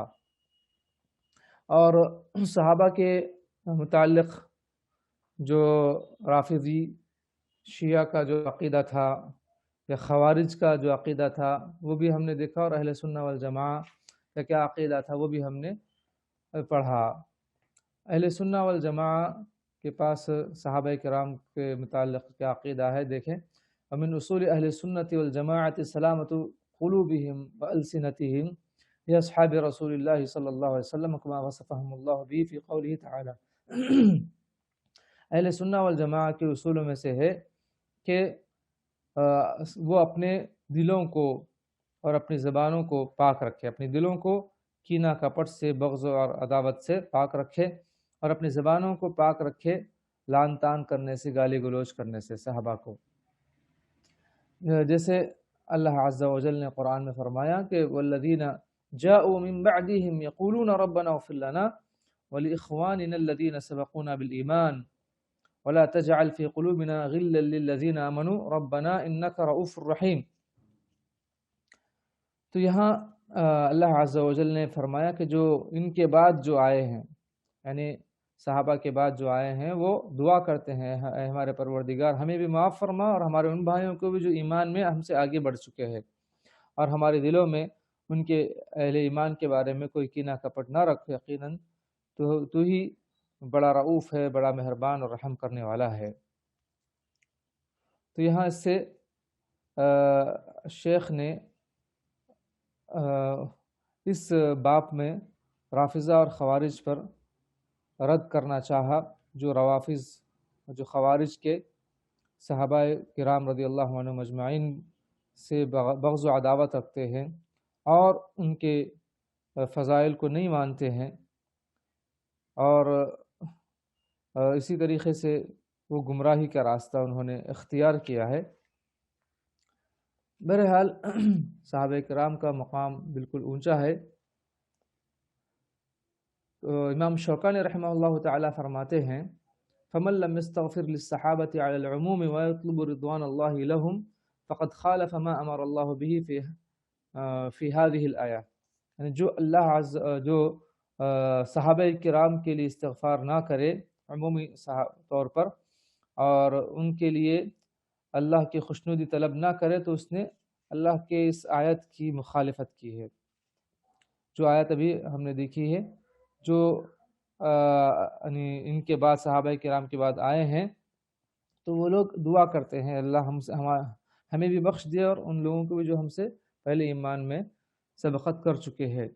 فَإِن وَجَدَ فِي قَلْبِهِ غِلًّا لَهُمْ فَقَدْ أَصَابَهُ نَزْغٌ مِّنَ الشَّيْطَانِ وَحَلَّ بِهِ نَصِيبٌ وَافِرٌ مِّنْ عِصْيَانِ اللَّهِ، کہتے ہیں کہ اگر اس کے دل میں کوئی کینہ کپٹ آ جائے صحابہ کے بارے میں، تو سمجھ لو کہ شیطان کا وسوسہ اس کے دل میں داخل ہو چکا ہے، اور فقد حل به نصیب وافر من عصیان اللہ، اللہ تعالیٰ کی ایک بڑی نافرمانی اس کے دل میں داخل ہو چکی ہے۔ بعداوت اولیائہ وخیر امت نبی صلی اللہ علیہ وسلم، اپنے اللہ کے اولیاء سے دشمنی کر کے اور اس کے نبی کے جو خیر امت ہیں ان سے دشمنی کر کے بہت بڑی نافرمانی اس نے کی ہے۔ وانفتح له باب من الخذلان ما يفید به على نار جہنم، اور اس کے لیے رسوائی کا دروازہ کھل چکا ہے جو اس کو جہنم کے آگ میں پہنچائے گا۔ الا من تدارک نفسه باللجوء الى اللہ سبحانہ والاستغاثة به، اگر وہ ابھی بھی اللہ کی طرف رجوع کر کے اللہ تعالیٰ سے معافی نہ مانگے اور اس سے مدد نہ چاہے، بأن ينزع عن قلبه ما طرقه من الغل لخير القرون وأشرف هذه الأمة، کہ اپنے دل سے وہ صحابہ کرام جو خیر امت ہیں ان کے بارے میں جو کینہ اس کے دل میں آ چکا ہے اس کو صاف نہ کر لے تو پھر جو ہے وہ جہنم میں داخل ہوگا۔ فإن جاوز ما يجده من الغل إلى شتم أحد منهم فقد انقاد للشيطان بزمام، اگر اس سے حد سے آگے بڑھ کر وہ صحابہ کرام کو یعنی کینہ کپٹ سے آگے بڑھ کر صحابہ کرام کو گالی گلوچ کیا ان میں سے کسی ایک کی بھی، تو اس نے شیطان کے لگام کو پکڑ لیا۔ ووقع في غضب الله وسخطه، تو اللہ کے نافرمانی اور غصے میں وہ واقع ہو چکا۔ وهذا الداء العضال انما يصاب به من ابتلي بمعلم من الرافضة اور صاحب من اعداء خیر الامتی، کہتے ہیں کہ یہ جو بڑی بیماری ہے، ہمیشہ کی جو بیماری ہے داء عضال، وہ ایسے شخص اس میں مبتلا ہوتا ہے جو رافضہ سے اس نے علم حاصل کیا ہے، یا اس خیر امت سے دشمنی کرنے والوں میں سے کسی ایک سے اس نے علم حاصل کیا ہے یا ان سے اس نے دوستی کی ہے۔ الذی تلاعب بهم الشیطان وزین لهم الاکاذیب المختلفہ والاقاصص المفترات والخرافات الموضوعہ، کہ جن کے ساتھ شیطان نے کھلواڑ کیا اور ان کے لیے جھوٹی باتوں کو مزین کیا اور گڑے ہوئے قصے ان کے لیے اچھے بنا کر پیش کیے، خرافات جو گھڑے ہوئے خرافات ہے اس نے شیطان نے ان کے لیے مزین کیا۔ وصرفهم عن کتاب اللہ الذی لا یأتیہ الباطل من بین یدیہ ولا من خلفہ، اور ان کو اللہ کے اس کتاب سے دور کر دیا شیطان نے جو ایسی کتاب کے جس کے نہ آگے سے باطل آ سکتا ہے نہ اس کے پیچھے سے آ سکتا ہے۔ بہرکیف یہاں پر امام شوکانی رحمہ اللہ تعالیٰ نے یعنی اس شخص کے بارے میں کہا جو صحابہ کے لیے استغفار نہیں کرتا یا ان کے بارے میں بغض و عداوت رکھتا ہے یا گالی گلوچ کرتا ہے، تو یہ شیطان کا ماننے والا ہے جو حق سے بالکل دور ہو چکا ہے۔ لیکن اہل سنہ والجماعہ ایسے نہیں ہے، بلکہ وہ صحابہ کرام کے مقام و مرتبے کو پہچانتے ہیں، وہ صحابہ کرام کے مقام و مرتبے کو جانتے ہیں، چونکہ وہ صحابہ کرام کے بارے میں جو اللہ عز و جل نے جو قرآن میں فرمایا کہ لا يستوي منكم من انفق من قبل الفتح وقاتل اولئك اعظم درجة من الذين انفقوا من بعد وقاتلوا، اور اسی طریقے سے ان کے مقام و مرتبہ یہ ہے کہ اہل بدر کے بارے میں جو اللہ عز و جل نے فرمایا کہ اعملوا ما شئتم فقد غفرت لكم، جو 313 جو صحابہ کرام تھے، اب تم جو چاہے کرو میں نے تمہیں بخش دیا ہے۔ اور اسی طریقے سے اللہ کے نبی صلی اللہ علیہ وسلم نے جو بیعت رضوان میں جو شریک ہوئے تھے ان کے بارے میں بھی یہی خبر دی کہ رضی اللہ عنہم ورضوا عنہ، اللہ ان سے راضی اور اللہ سے راضی ہیں۔ یہ تقریباً 1400 سے زیادہ صحابہ تھے، وکانوا اکثر من 1400۔ اور اسی طریقے سے اللہ کے نبی صلی اللہ علیہ وسلم نے عشر مبشرہ جو 10 صحابہ ہیں ان کو جنت کی دنیا ہی میں خوشخبری دی، اور ثابت بن قیس بن شماس وغیرہ بھی انہی یعنی صحابہ میں سے جن کو اللہ کے نبی صلی اللہ علیہ وسلم نے دنیا میں خوشخبری سنائی۔ اور اسی طریقے سے امیر المؤمنین علی رضی اللہ عنہ کے بارے میں بھی یعنی اللہ کے نبی صلی اللہ علیہ وسلم نے جنت کی خوشخبری سنائی، اور اس امت کے جو سب سے بہترین انسان ہیں اللہ کے نبی صلی اللہ علیہ وسلم کے بعد ابو بکر ہیں، پھر عمر ہیں، پھر عثمان ہیں، پھر علی رضی اللہ عنہ ہیں، جیسے کہ یہ سب اس کے متعلق آثار ہیں اور اس کے متعلق احادیث ہیں اور اس کے متعلق اہل سنہ والجماعہ کا یہ موقف ہے۔ تو اسی لیے صحابہ کرام رضی اللہ عنہم اجمعین کے مقام و مرتبے کو اہل سنت والجماعت پہچانتے ہیں، کیونکہ اللہ عز و جل نے ان کو معاف کر دیا. لقد تاب اللہ علی النبی والمہاجرین والانصار الذین اتبعوه فی ساعة العسرہ، جو اس جنگ میں شریک رہے ساعۃ العسرہ، جو جنگ تبوک میں جو سخت ترین موقع تھا، تو ایسے مہاجرین اور انصار صحابہ کو اللہ نے معاف کر دیا ہے. اور اسی طریقے سے للفقراء المہاجرین الذین اخرجوا من دیارہم واموالہم یبتغون فضلا من اللہ ورضوانا وینصرون اللہ ورسولہ اولئک هم الصادقون والذین تبوؤوا الدار والایمان من قبلہم یحبون من ہاجر الیہم. اللہ تعالیٰ نے یہاں پر مہاجرین اور انصار کو معاف کرنے کا جو اعلان کیا، ان سے رضامندی کا جو اعلان کیا ہے. یہ تمام دلائل کی روشنی میں اہل سنہ والجماعہ صحابہ کرام کے متعلق بہت ہی اچھا عقیدہ رکھتے ہیں اور ان کے حق میں دعائیں کرتے ہیں اور ترضی کرتے ہیں ان کے حق میں. اور ان کے خلاف جو لوگ یعنی صحابہ کرام کے متعلق غلط سلط عقیدے رکھتے ہیں، تو ایسے صحابہ کرام ہیں جس کو اللہ کے نبی صلی اللہ علیہ وسلم نے جو جنت کی خوشخبری دی. بہت سے صحابہ کرام ہیں دنیا میں، جیسے ابو بکر، عمر، عثمان، علی، عبد الرحمن بن عوف، زبیر بن عوام، سعد بن ابی وقاص، سعید بن زید، ابو عبیدہ بن جراح، طلحہ بن عبید اللہ رضی اللہ عنہ اجمعین، عشرہ مبشرہ ہیں. اور اسی طریقے سے ثابت بن قیس بن شماس، یہ صحابی اللہ کے نبی صلی اللہ علیہ وسلم کے خطیب تھے. تو ایک صحیح بخاری میں حدیث ثابت ہے ان کے متعلق کہ یہ جنتی ہیں. اور اسی طریقے سے حضرت عکاشہ بن محسن یا محسن رضی اللہ عنہ کے بارے میں بھی یہ ثابت ہے کہ جنتی ہے. اور عبداللہ بن سلام رضی اللہ عنہ کے بارے میں بھی ثابت ہے کہ یہ صحابی جنتی ہیں. اور ایسے بہت سے صحابہ کرام ہیں جن کے متعلق قرآن حدیث میں فضائل ہیں اور ان کے جنتی ہونے کے متعلق ہے.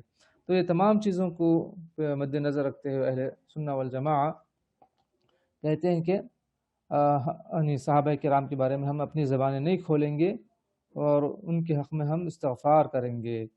اور ایک مسئلہ ہم نے یہاں پر دیکھا تھا، جو تحکیم کے مسئلے میں ایک فرقے نے جو اختلاف کیا، خوارج نے، کہ علی رضی اللہ عنہ اور تمام جو صحابہ کرام ہیں ان کا ایک موقف تھا اور ان کا ایک الگ موقف تھا. بہرحال وہاں پر بھی اہل سنہ والجماعہ صحابہ کرام کے فیصلے کو مقدم مانتے ہیں، ان کے فیصلے کو صحیح مانتے ہیں، اور جو کی مخالفت کرنے والا ہے ان کے فیصلے کو صحیح نہیں مانتے ہیں. اہل بیت کے متعلق بھی اور نبی صلی اللہ علیہ وسلم کے ازواج کے متعلق بھی صحیح عقیدہ ہے اہل سنہ والجماعہ کا، مبتدعہ کے برخلاف. کیونکہ جو یہ لوگ ہیں نعوذ باللہ عائشہ رضی اللہ عنہ کو روافض برا بھلا کہتے ہیں اور غلط بیانی سے کام لیتے ہیں ان کے متعلق، تو ایسی تمام چیزوں سے اہل سنہ والجماعہ بری ہیں. تو یہ سب جو کچھ خلاصے کے طور پر کچھ باتیں میں نے دوبارہ رکھی ہیں کچھ اضافہ کے ساتھ. اب آخرت پر ایمان کے متعلق اب انشاءاللہ آگے تفصیلات آئیں گی. اب یہاں سے بہت ہی انشاءاللہ جلد ہم لوگ اس کتاب کو مکمل کریں گے، کیونکہ ہاں اب تک جو تھوڑا سا مشکل مسائل تھے اللہ کی معرفت کے بارے میں، کچھ صفات کے بارے میں، اور جو گمراہ فرقے تھے ان کے بارے میں، یہاں سے آخرت کے جو منازل ہے، آخرت کے بارے میں اور جنت کے بارے میں، قبر کے بارے میں اور میزان کے بارے میں، پل صراط کے بارے میں انشاءاللہ تمام تفصیلات آگے آہستہ آہستہ انشاءاللہ ہم دیکھیں گے. شفاعت کے بارے میں بھی انشاءاللہ آگے تفصیلات آئے گی. یہ تمام تفصیلات بہت اہم ہیں اور ہمارے علم میں اضافہ کا باعث بھی ہے اور ہمارے ایمان میں اضافہ کا باعث بھی ہے. قبر آخرت پر ایمان اصل کیا ہے؟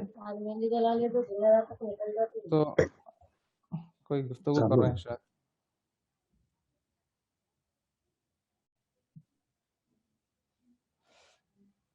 آخرت پر ایمان دراصل کسے کہتے ہیں وہ پہلے دیکھیں گے کہ ایمان لانا ہر اس چیز پر جس کی رسول اللہ صلی اللہ علیہ وسلم نے خبر دی ہے، اور وہ موت کے بعد وہ چیزیں ہوں گی جس کی آپ صلی اللہ علیہ وسلم نے خبر دی ہے. مثلا خبر کا امتحان، اس پر ایمان لانا، اس کے عذاب پر ایمان لانا اور اس کی نعمتوں پر ایمان لانا. قبر میں نعمتیں بھی ملیں گی، اور بعث و نشر پر ایمان لانا، حشر پر ایمان لانا، اور صحیفوں پر، صحف پر ایمان لانا، ترازو میں اعمال تولے جائیں گے، حساب کتاب ہوگا، اور پل صراط پہ سے گزرنا ہوگا، اور حوض کوثر پھر اللہ کے نبی صلی اللہ علیہ وسلم رہیں گے، اور اہل ایمان وہاں پر آ کر اس کا پانی پیئیں گے، اور شفاعت ہوگی. اس کے بعد نبی صلی اللہ علیہ وسلم کی شفاعت ہوگی اور دیگر شفاعتیں ہوں گی. اس کے بعد جنت میں داخلہ ہوگا،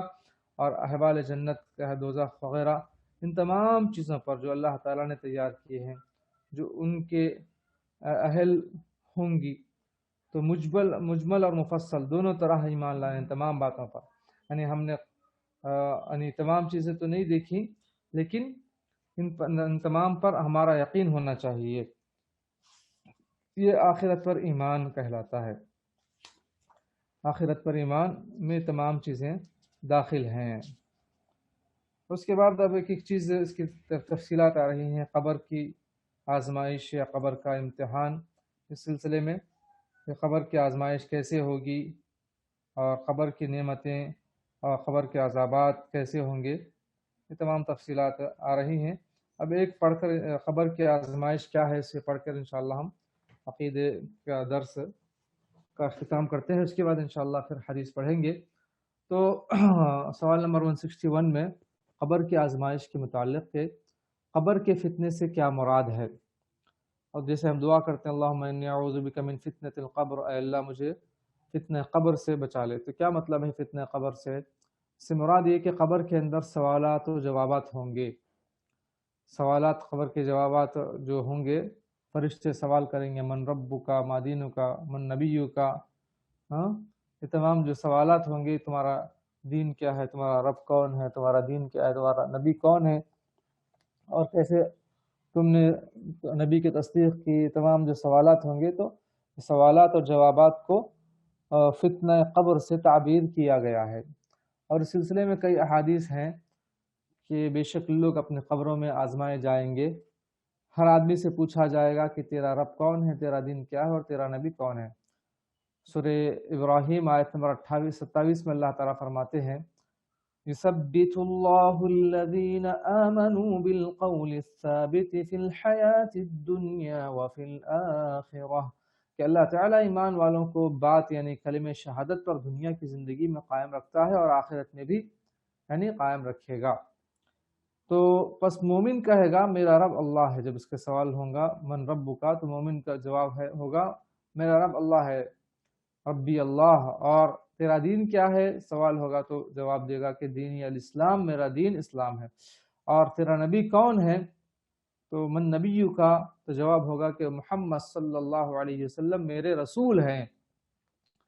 اور جو شک کرنے والا ہے پس وہ کہے گا کہ ہائے افسوس، میں نہیں جانتا. لا ادری کہے گا کہ میں نے لوگوں سے سنا ہے وہ کچھ کہتے تھے. پس فرشتہ یہ اس کا جواب سننے کے بعد لوہے کے ہتھوڑے کے ساتھ اس کو ایسے مارے گا جس پر وہ زور سے چیخے گا، اللہ اکبر، اور اس کی چیخ انسان کے علاوہ ہر چیز سنے گی.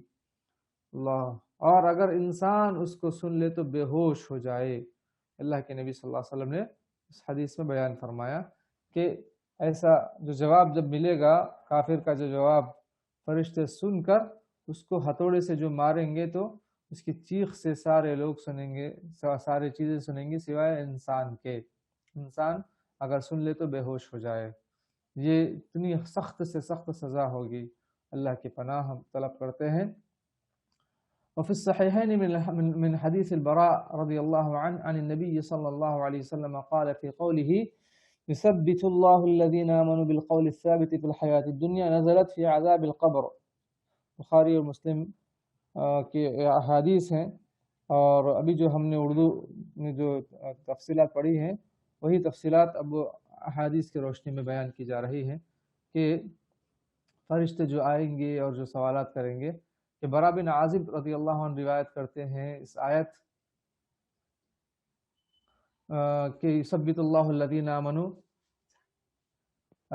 میں جو کہ تفسیر میں فرمایا کہ اللہ کے نبی صلی اللہ علیہ وسلم کی جو حدیث ہے، کہا کہ نزلت فی عذاب القبر، یہ آیت عذاب قبر کے بارے میں نازل ہوئی ہے۔ اور صحیح مسلم میں جو حدیث ہے، ابھی جو اس کا عربی متن ہم نے نہیں پڑھا ہے، اردو دیکھ لیں گے، کہ صحیح مسلم میں ہے کہ مرنے والے سے کہا جاتا ہے کہ تیرا رب کون ہے؟ وہ کہتا ہے کہ میرا رب اللہ ہے اور میرے رسول محمد صلی اللہ علیہ وسلم ہے۔ یہی تو اللہ کا فرمان ہے، ثبت اللہ الذین آمنوا بالقول الثابت۔ ابو داؤد میں ہے کہ اس کے پاس دو فرشتے آتے ہیں، اس کو بٹھا لیتے ہیں اور کہتے ہیں تیرا رب کون ہے؟ اور کہتا ہے میرا رب اللہ ہے۔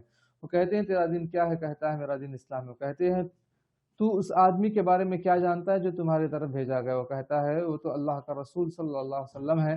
وہ کہتے ہیں کہ تمہیں یہ سب کیسے پتہ چلا ہے؟ وہ کہتا ہے کہ میں نے اللہ کی کتاب کو پڑھا، میں اس پر ایمان لے آیا اور اس کی تصدیق کر دی۔ اتنے میں ایک آواز دینے والا آواز دیتا ہے، میرے بندے نے سچ کہا، اس کے لیے جنت سے ایک فرش بچھا دو اور جنت کی طرف ایک دروازہ کھول دو اور اس کو جنت کا لباس پہنا دو، اور تحت نگاہ اس کے لیے دروازہ کھول دیا جاتا ہے، اور کافر یہ جنتی کے لیے۔ اور کافر کے متعلق کہا کہ اس کے پاس دو فرشتے آتے ہیں، اس کو بٹھا لیتے ہیں، اس کو کہتے ہیں کہ تمہارا رب کون ہے؟ وہ کہتا ہے کہ ہائے ہائے مجھے نہیں معلوم۔ اتنے میں آسمان سے آواز آتی ہے، میرے بندے نے جھوٹ بولا، اس کے لیے آگ کا بستر بنا دو اللہ، اور آگ کی طرف اس کا دروازہ کھول دو، اور وہ ہر وقت اس کی گرمی اور دھواں پہنچتا رہے گا۔ اس پر اس کی قبر تنگ ہو جاتی ہے، حتیٰ کہ اس کی ہڈیاں ایک دوسرے میں داخل ہو جاتی ہیں۔ یہ عذاب فتنہ قبر کے بارے میں ایک سوال تھا، اس کا جواب رہا۔ عذاب قبر اور اس کی نعمتوں کے متعلق انشاءاللہ آنے والے درس میں انشاءاللہ پڑھیں گے۔ نکتفی علی هذا فی هذا الدرس، ہم عقیدے کے درس میں اسی بات پر اتفاق کرتے ہیں، اور اللہ تعالیٰ سے دعا ہے کہ اللہ تعالیٰ ہمیں صحیح عقیدہ اور ایمان رکھنے کی توفیق عطا فرما، ہر طرح کی گمراہیوں سے، بدعات، خرافات سے اللہ تعالیٰ ہمیں محفوظ فرما، آمین۔ اب کچھ سوالات ہیں، 5 منٹ کا وقفہ دیا جا رہا ہے، کچھ سوالات کریں، اور کچھ سوالات ہیں تو انشاءاللہ اس کے بعد پھر حدیث پڑھیں گے۔ آج شیخ مسعود مدنی حفظہ اللہ بیمار ہیں، جیسے کہ گزشتہ ہفتے بھی اعلان کیا گیا تھا، اس وجہ سے کلاس نہیں ہو سکی۔ آج بھی ابھی بھی جو ہے بیمار چل رہے ہیں، دعا کریں ان کی صحت کے لیے، اللہ تعالیٰ جلد سے جلد انہیں صحت کاملہ شفا عاجلہ عطا فرمائے، آمین آمین۔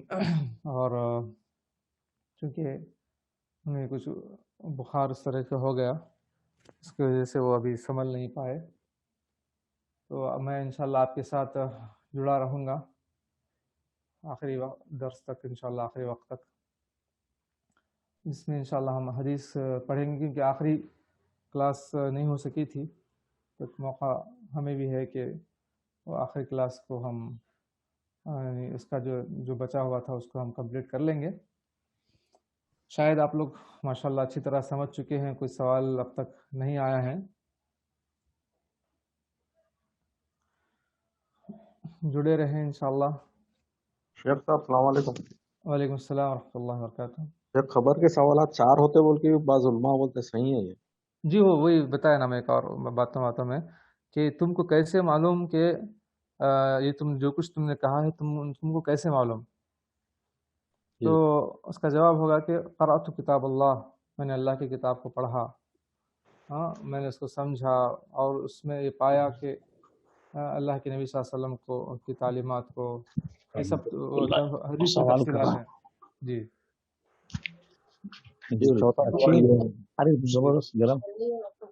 تو اب اصل جو سوال، جو 3 اہم سوالات ہوں گے، اس کے بعد چوتھا سوال جیسے یہاں پر ہے، دیکھیے جیسے اب چوتھا سوال کے متعلق جو پوچھے آپ، شاید اسکرین شیئر نہیں ہوا، میں بتاتا ہوں، حدیث میں ہی ہے وہ، یعنی بنیادی سوالات 3 ہیں اور یہ ضمنی سوال ہے، تم کو کیسے معلوم؟ جب اہم سوالات کا جواب دے دیے تو اس کے بعد اب تم کو کیسے معلوم؟ ایک سوال جو ضمنی سوال ہے، ایک سوال یہ ہے، جیسے حدیث آپ دیکھ رہے ہیں،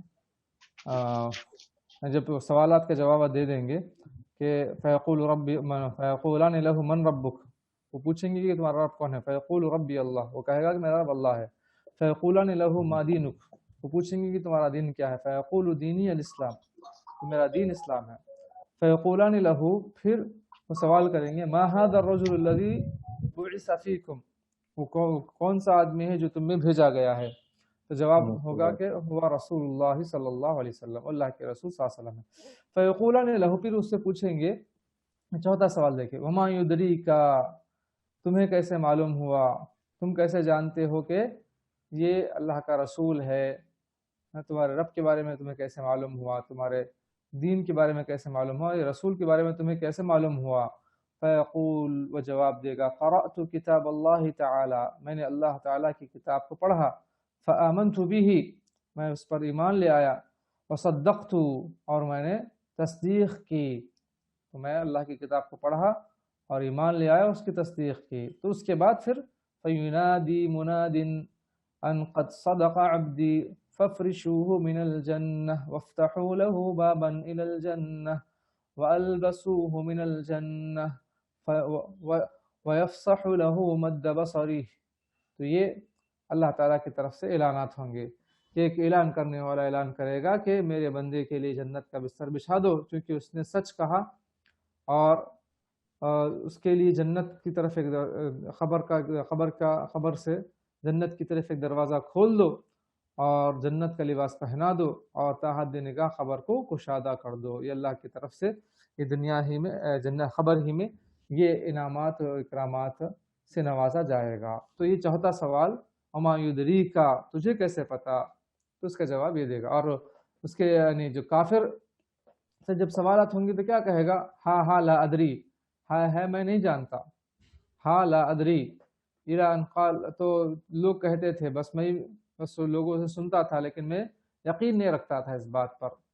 تو پھر ینادی منادی من السماء ان کذب عبدی، کہ آسمان سے ایک اعلان کرنے والا اعلان کر کے کہے گا کہ میرے بندے نے جھوٹ کہا، اس کو آگ کا بستر بچھایا، یعنی معلوم تھا، اس کے باوجود بھی اس نے جھٹلایا۔